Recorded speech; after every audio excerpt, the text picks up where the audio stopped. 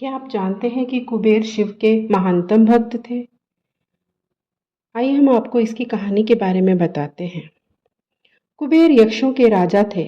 यक्ष बीच का जीवन होते हैं। वे ना यहाँ के जीवन में होते हैं और ना ही वो पूरी तरह से जीवन के बाद वाली स्थिति में होते हैं। कहानी कुछ इस तरह से है कि रावण ने कुबेर को लंका से निकाल दिया था और कुबेर को मुख्य भूमि की ओर पलायन करना पड़ा। अपना राज्य और प्रजा को खोने की निराशा में उसने शिव की पूजा करना शुरू कर दिया और एक शिव भक्त बन गया। शिव जी ने दया भाव दिखाते हुए उसे एक अन्य राज्य और संसार का सारा धन दे दिया। इस तरह कुबेर संसार का सबसे अमीर व्यक्ति बन गए। धन मतलब कुबेर। यह कुछ इस प्रकार देखा जाने लगा। कुबेर शिवजी का महान भक्त बन गया, परंतु जब भक्त को यह लगने लगे कि वो सबसे महान भक्त है तो समझ जाएं कि वे सब कुछ खोने वाला है।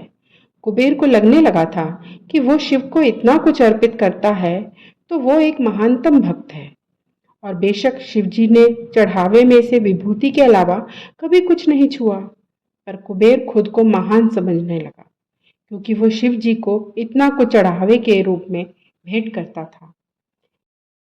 एक दिन कुबेर शिव के पास गए और कहा, मैं आपके लिए क्या कर सकता हूँ? मैं आपके लिए कुछ करना चाहता हूँ। शिव जी ने कहा, तुम मेरे लिए क्या कर सकते हो? कुछ भी नहीं, क्योंकि मुझे किसी चीज़ की आवश्यकता ही नहीं है। मैं तो ठीक हूँ। परंतु मेरा बेटा, उन्होंने गणपति की ओर इशारा करते हुए कहा, ये लड़का हमेशा भूखा रहता है, इसे अच्छे से खिला दो। यह तो अत्यंत ही सरल बात है। यह कहकर कुबेर गणपति को अपने साथ भोजन के लिए ले गए। उसने गणपति को खाना खिलाना शुरू किया और वो खाते गए और खाते ही गए।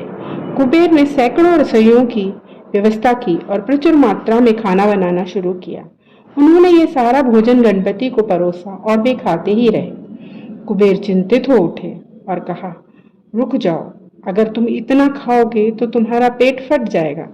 गणपति ने कहा, आप उसकी चिंता मत करो। देखिए, मैंने एक सांप को एक कमर में पेटी के रूप में बांध रखा है, तो आप मेरे पेट की चिंता ना करें। मुझे भूख लगी है, मुझे खाना खिलाएं। आप ही ने तो कहा था कि आप मेरी भूख मिटा सकते हैं। कुबेर ने अपना सारा धन खर्च कर दिया। कहते हैं कि कुबेर ने दूसरे लोगों से भी भोजन मंगवा के गणपति को खिलाया। गणपति ने सारा भोजन खाने के बाद भी कहा, मैं अभी भी भूखा हूँ, मेरा भोजन कहाँ है?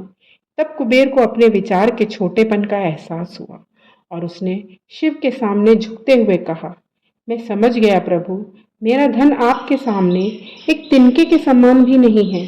जो आपने मुझे दिया उसी का कुछ अंश आपको वापस देकर मैंने खुद को एक महान समझने की गलती की और इस क्षण के बाद उसके जीवन ने एक अलग ही दिशा ले ली। ये कहानी आपको कैसी लगी? कमेंट में ओम नमः शिवाय जरूर लिखिए। ओम नमः शिवाय, ओम नमः शिवाय। धन्यवाद दोस्तों।